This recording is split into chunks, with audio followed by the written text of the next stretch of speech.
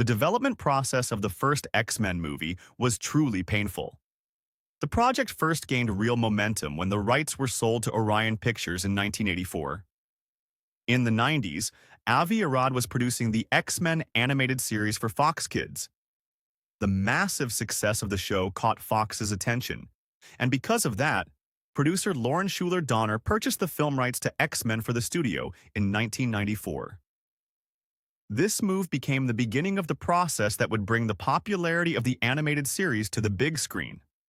Kevin Feige, who we now know as the architect of the MCU, worked on the first X-Men film as an associate producer. It was his first movie.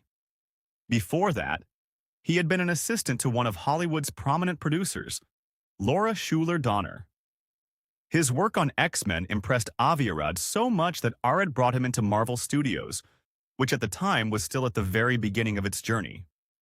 During the development of X-Men, many big Hollywood names were involved in the project at one point. James Cameron was one of them. Another director considered for the job was Robert Rodriguez. At that time, Rodriguez had strong momentum in independent cinema and was rising as a writer, director, and editor. But because he wasn't very familiar with the X-Men universe, he turned the project down. After the success of The Usual Suspects, Bryan Singer became one of Hollywood's most sought-after directors.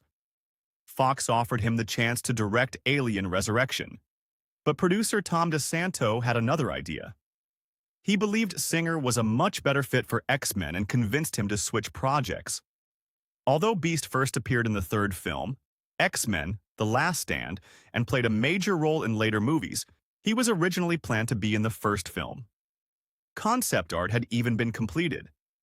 But because Fox wanted to keep the budget at $75 million, two big cuts were made: the Danger Room scene and the Beast character, which required expensive prosthetic makeup.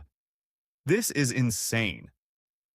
Shortly after accepting the role of Magneto, Ian McKellen received an offer to play Gandalf in The Lord of the Rings. But because the filming schedules overlapped, he initially had to turn it down. McKellen brought the situation to Bryan Singer, and Singer rearranged X-Men's shooting schedule. This allowed McKellen to finish X-Men at the end of 1999 and fly to New Zealand in January 2000 to join the set of The Lord of the Rings. In 1999, no one could have predicted that Hugh Jackman would become known as Wolverine. At that time, Jackman was not a well-known actor. The producer's first choice was Russell Crowe. Crowe turned down the role but recommended his close friend Jackman. Fox had actually reached an agreement with Doug Ray Scott, but because his filming schedule conflicted, Scott had to leave the project. Filming had already begun when the role suddenly shifted to Jackman at the last minute. To get into Wolverine's feral rage, Hugh Jackman was taking cold showers.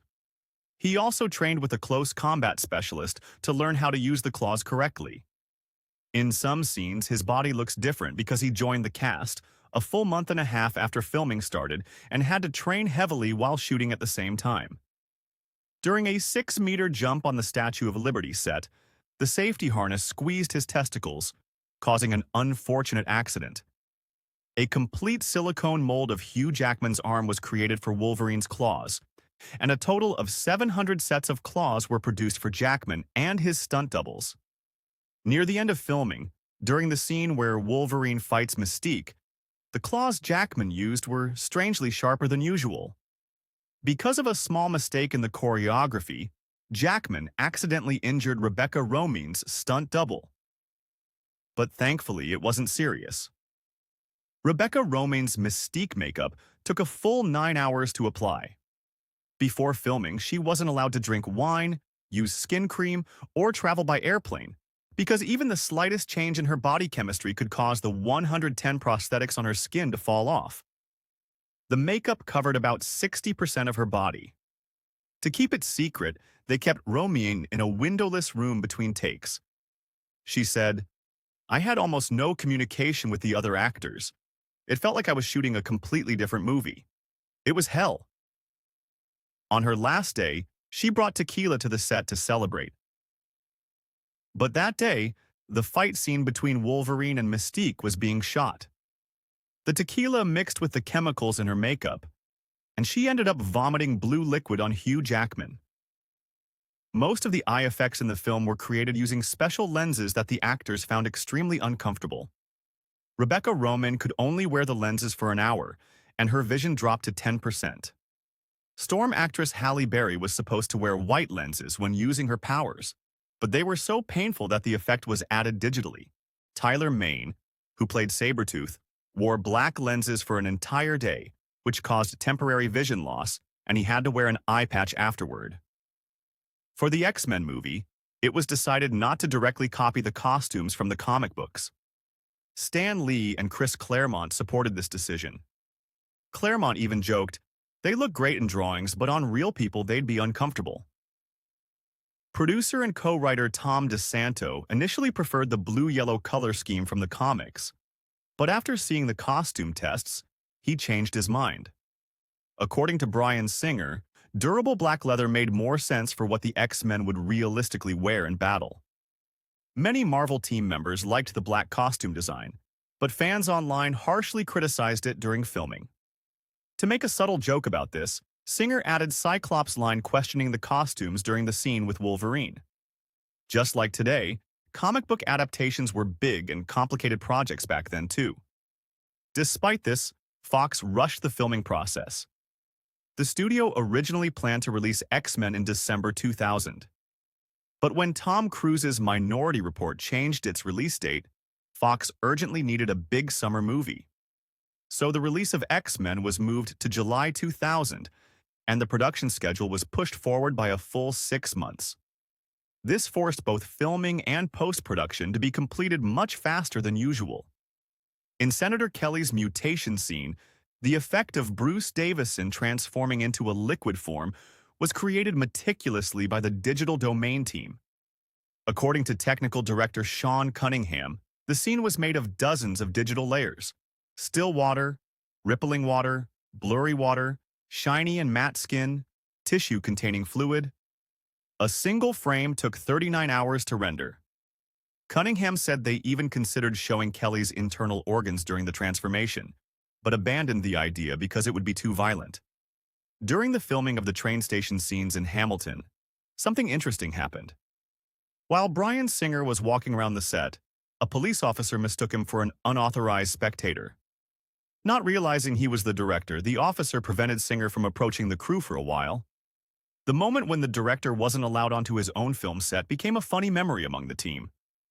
A scene where a child smiles at Cyclops and Cyclops smiles back was actually unplanned.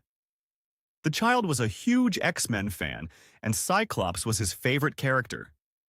In the script, Cyclops was supposed to check the train schedule, but according to Bryan Singer, the child kept smiling at James Marsden nonstop.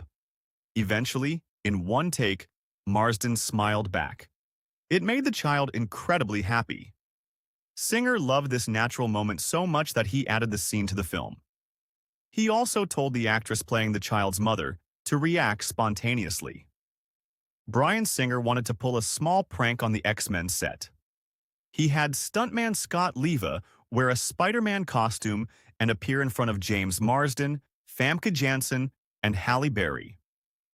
Leva had worn the same suit before for the cover of The Amazing Spider-Man number 262 in 1985.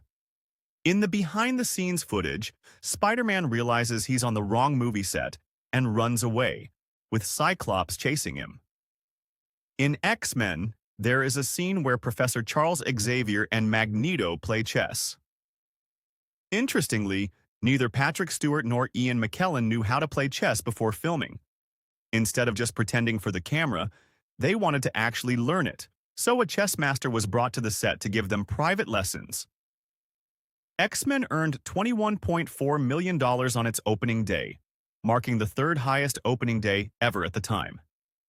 It also achieved the highest opening weekend for a superhero movie in history. With a budget of $75 million, the film earned $296.3 million worldwide and became the 9th highest grossing film of the year 2000. Ladies and gentlemen, we've come to the end of another video. Thank you for watching. You can share your thoughts in the comments, and if you enjoyed the video, don't forget to like and subscribe. See you in the next one. Goodbye.